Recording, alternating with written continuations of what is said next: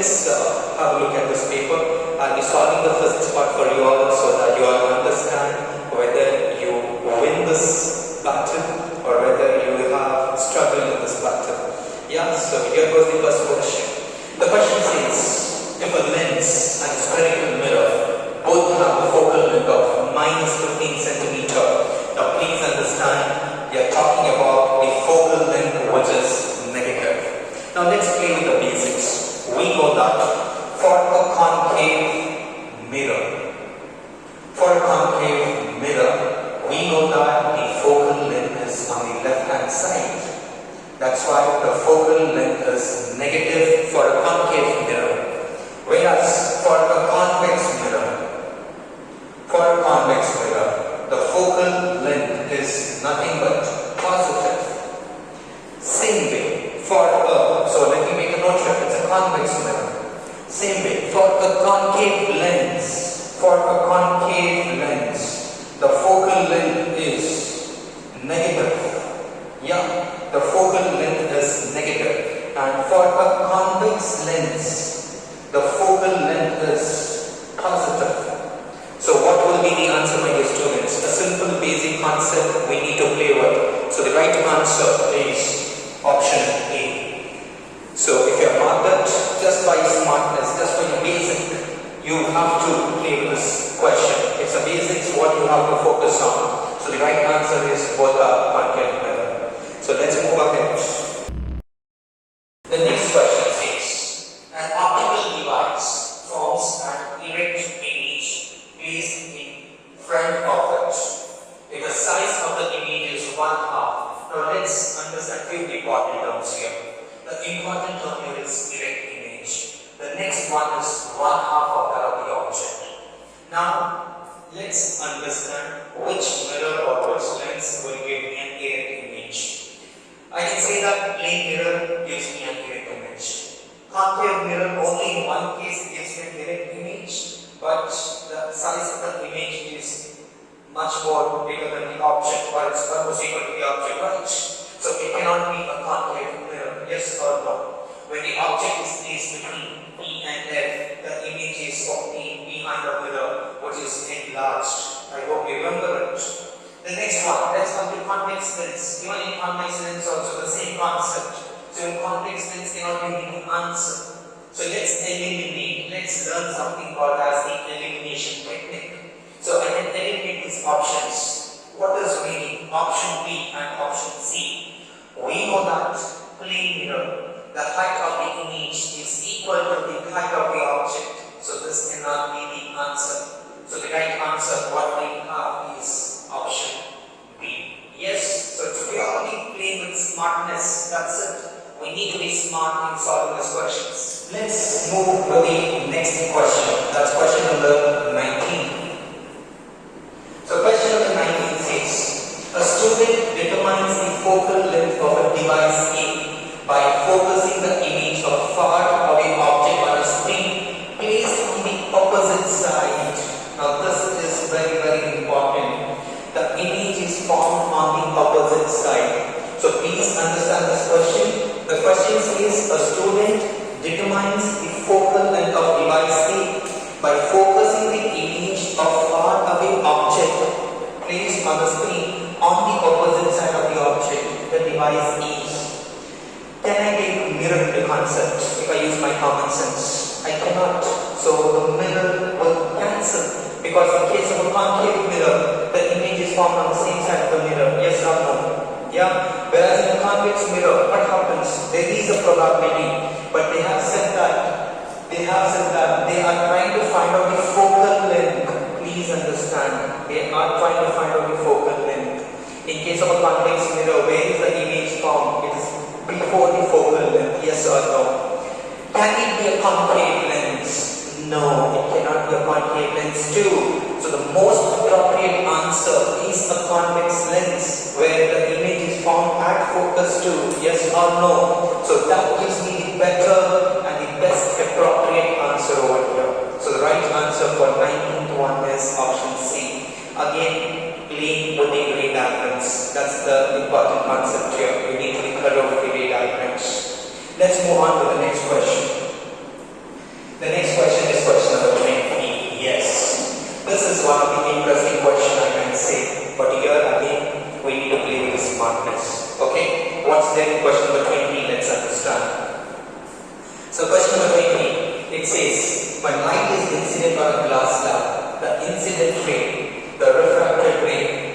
emergent ray in the media A, B and C. So say that this is media A, medium B, medium C. Okay? Medium A has a refractive index N1, N2 and N3. We have always studied that when a ray of light travels from a rarer medium into a denser medium, it bends towards the normal. And when a ray of light travels from denser to rarer, it bends away from the normal. Yes or no? Okay? Rarer, denser, rarer. Now if I use my common sense, can I say that refractive index of N1 must be equal to N3? That's it. That's it, you need to check. Where are the cases where refractive index of medium 1 is equal to medium 3? And refractive index of medium 2, that's medium B, has to be greater, yes or no? Which means, can I say that N1 is equal to N3, which is less than N2? So my right option is option D. So my dear students, all these are basics here. We are just playing with the basics and trying to solve the problems. Nothing, rocket science or something coming out of the box.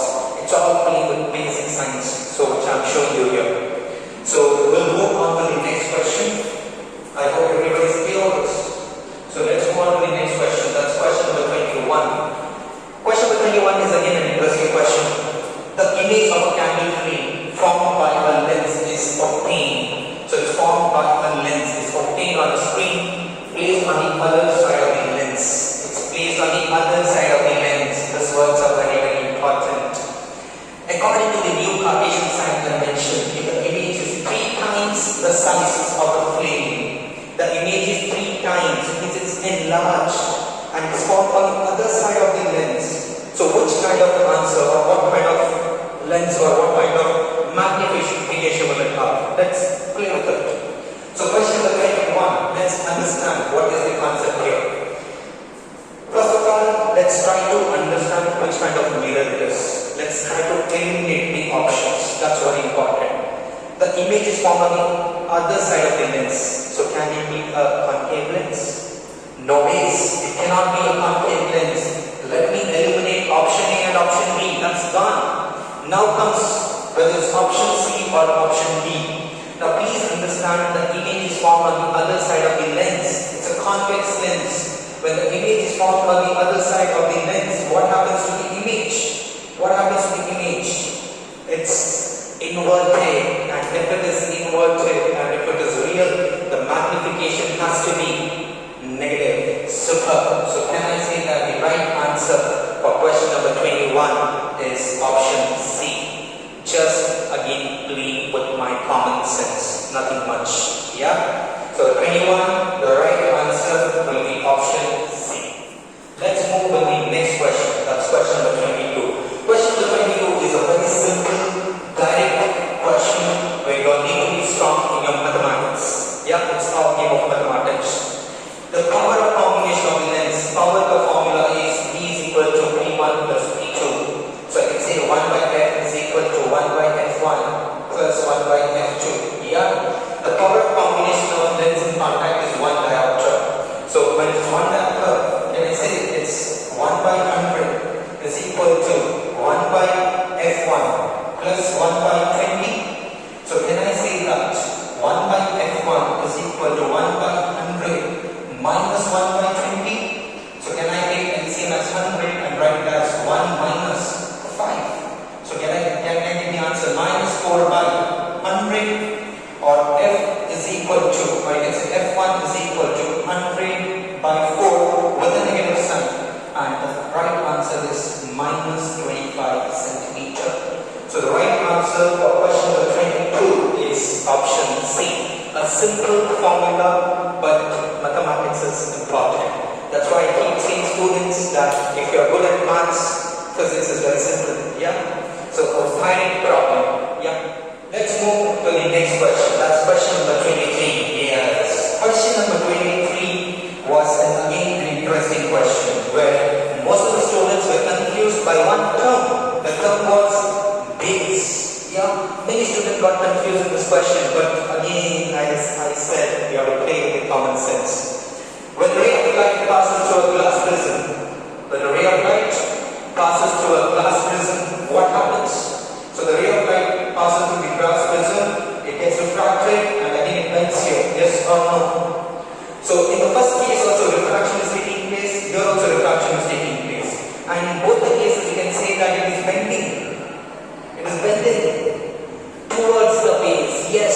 So the right answer for question number 23 is option B. Please understand, in both the cases when you see this diagram, the ray of light bends towards the base. Most of the students got confused with this word normal.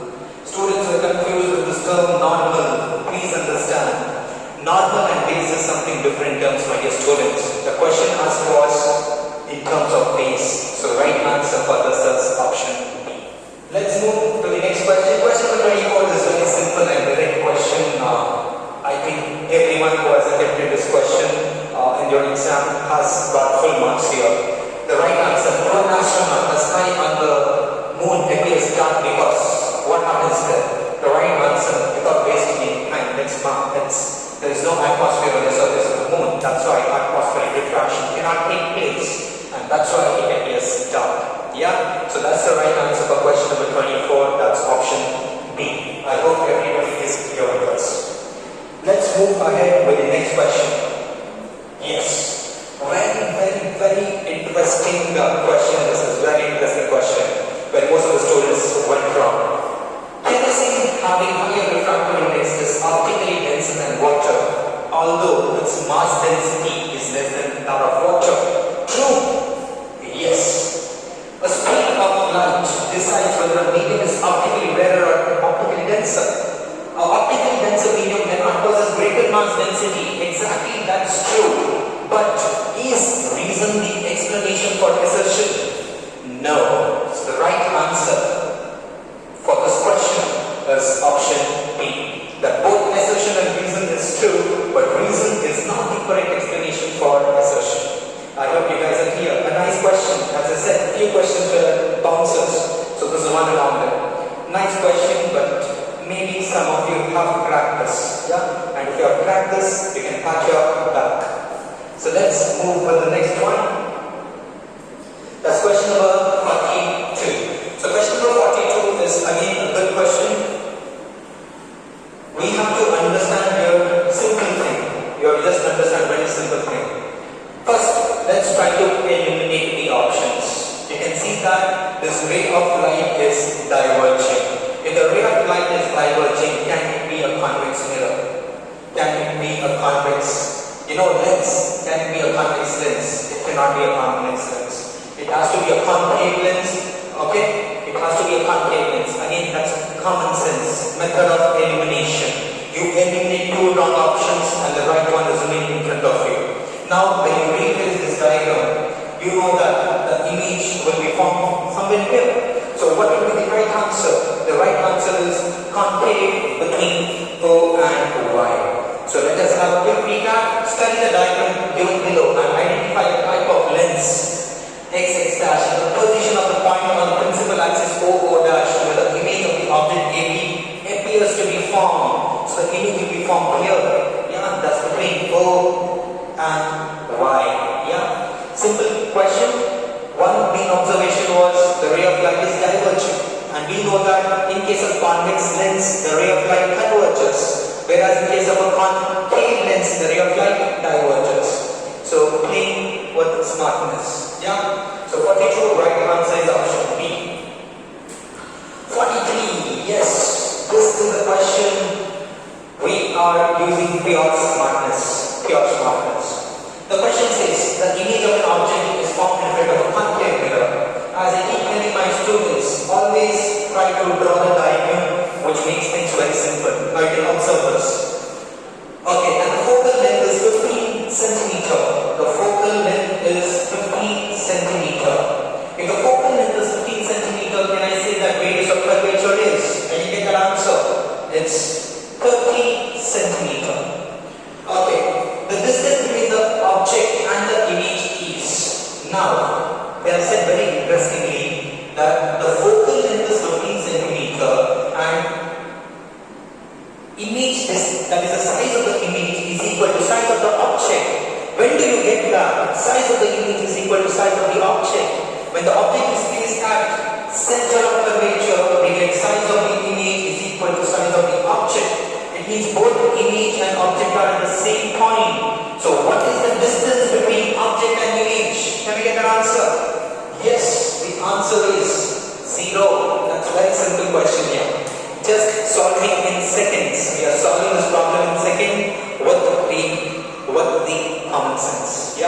Nothing here, nothing big formula coming into picture. All logic, pure logic. Let's move ahead with the next question. Yes, this was once again a bouncer question, you can say. But again, we have to use something called as common sense. It's purely common sense. An object of height 3 cm is placed vertically on the principal axis of a convex lens. So we have a convex lens. So object of height is 3 cm. They have given the object distance, very important, negative sign, which means it is placed on the left hand side. So object distance is minus 37.5, and the height of the image which is formed at a distance of 25 cm from the lens. So the image is formed somewhere here, and the height of the image formed is 2 cm.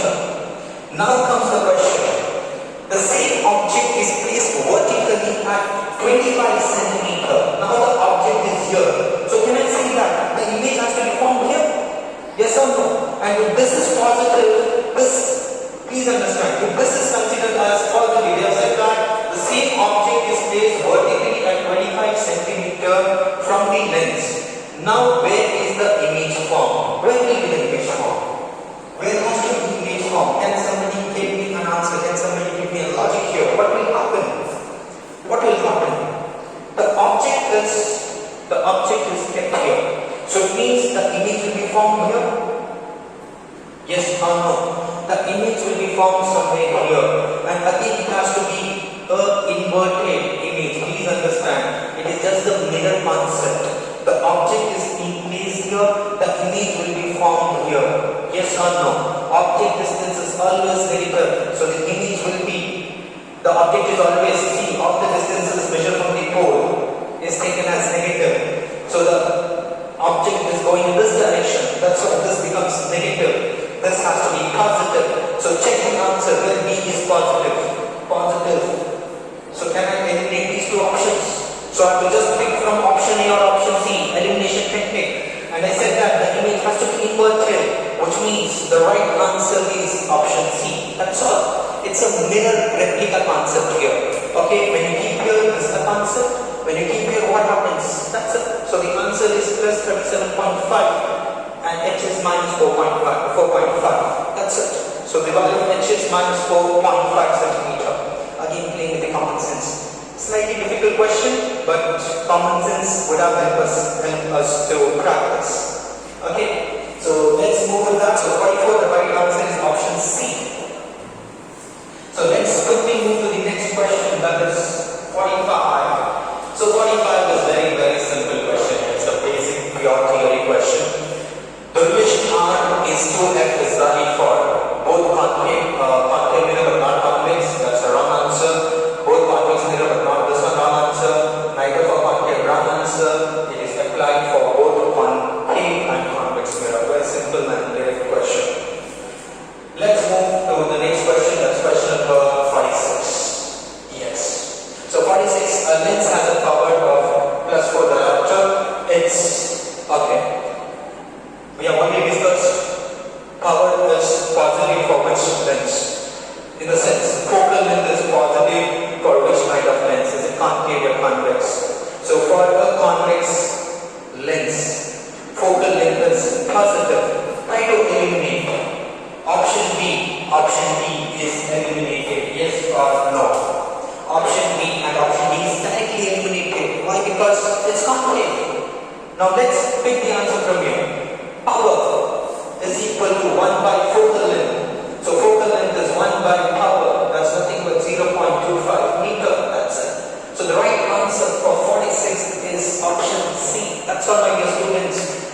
Play with common sense. Eliminate the answers which is not right and then select the one. Okay? I hope most of you got this right because it was simple. Let's move ahead. 47. Again 47 is a simple and direct question. Question number 47. An object is placed in front of a concave lens. We know that a concave lens will give me virtual and direct image.